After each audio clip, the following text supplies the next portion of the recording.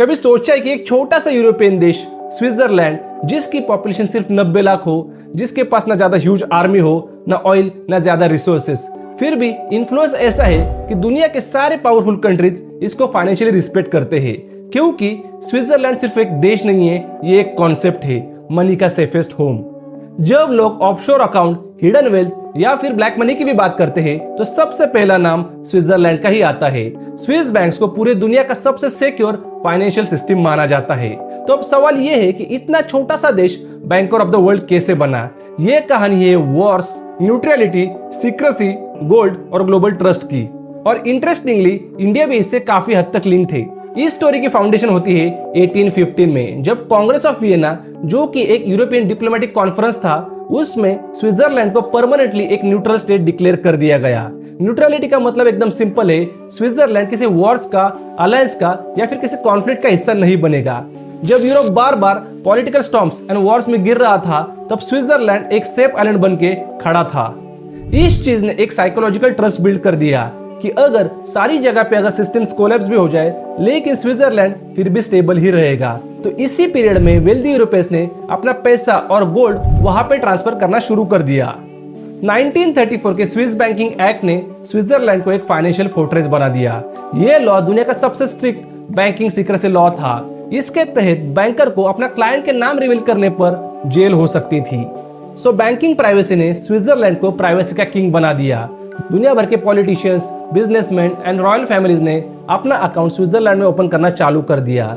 Switzerland ने अपना एक ऑफिशियल प्रोडक्ट लॉन्च किया, प्राइवेसी।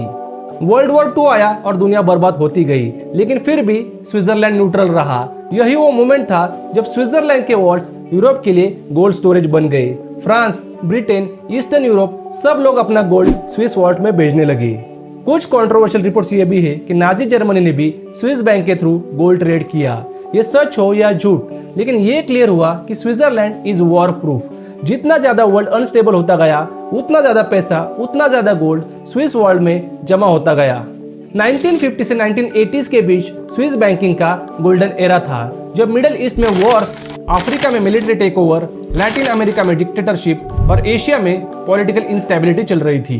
लेकिन स्विट्जरलैंड बिल्कुल काम था, और ये कामने से पैसे को अट्रैक्ट करती थी। स्विस फ्रैंक एक सेफ हेवन करेंसी बन गया। Swiss bank, specially UBS, Credit Suisse, Julius Baer पूरे वर्ल्ड के टॉप वेल्थ मैनेजर्स बन गए। 1950s के बाद इंडिया एक सोशलिस्ट इकोनॉमी फॉलो कर रहा था। उस वक्त फॉरेन कंपनीज को इंडिया में आने के लिए परमिशंस कम मिलती थी, टैक्स भी ज्यादा थे और अंडरग्राउंड या फिर ब्लैक इकोनॉमी बढ़ रही थी। इन सब सिचुएशंस में इंडियन बिजनेसमैन को यह लगता था कि उनके पैसे सेफ रहने चाहिए। इस वजह से उन्होंने स्विट्जरलैंड के बैंक्स में अपने पैसे रखने शुरू कर दिए। थोड़े टाइम बाद इंडिया में स्विस ब्लैक मनी एक पॉलिटिकल इशू बन गया। टीवी डिबेट्स, न्यूज चैनल, हर जगह भी यही टॉपिक चलता था कि कौन कौन अपना पैसा स्विस बैंक में छुपा रहा है। कांग्रेस हो या बीजेपी, लेफ्टिस्ट हो या राइटिस्ट, हर कोई एक दूसरे पे इल्जाम लगाता था। पॉलिटिक्स असाइड, लेकिन यह फैक्ट है कि 2000 के दशक में स्विस बैंक्स में इंडियन डिपॉजिट्स कंसिस्टेंटली हाई थे। 2008 के बाद स्विस बैंक्स पर इंटरनेशनल प्रेशर बढ़ा। यूएस ने यूबीएस बैंक को टैक्स इवेजन के केसेस में पकड़ा और फिर यूरोप ने भी स्विट्जरलैंड पर ट्रांसपेरेंसी का दबाव डाला।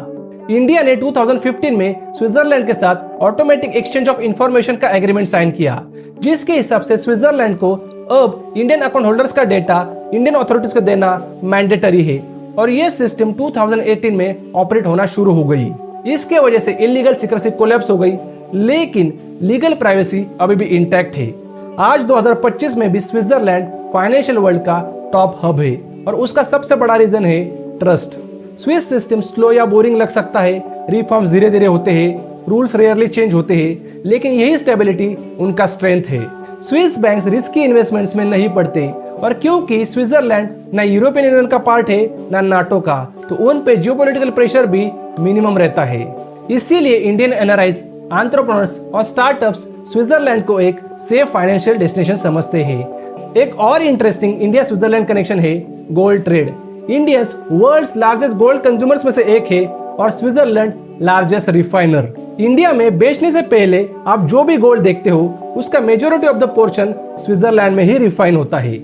अब स्विस बैंकिंग की बात करें तो उनकी पावर कुछ कोर पिलर्स पे बनती है: legal privacy, political neutrality, top tier wealth management और ग्लोबल ट्रस्ट। आज भी दुनिया का कोई भी बिलियनर जब सोचता है कि मेरे पैसे कहाँ रखूं, तो उसकी सबसे पहली चॉइस स्विट्जरलैंड ही होती है। एक और छुपा फैक्टर है स्विट्जरलैंड के फिजिकल वॉल्स। यहाँ पे माउंटेन्स के अंदर ब्लास्ट प्रूफ बंकर में गोल्ड्स और वैल्यूएबल स्टोर होते हैं। इन वॉल्स का आर्किटेक्चर लिटरली मिलिट्री ग्रेड होता है। दुनिया में जितना भी डिजिटल बैंकिंग आ जाए, क्रिप्टो आ जाए, फिनटेक रिवॉल्यूशन आ जाए, लेकिन फिजिकल सेफ्टी का लेवल स्विस बैंक से कोई भी मैच नहीं कर सकता।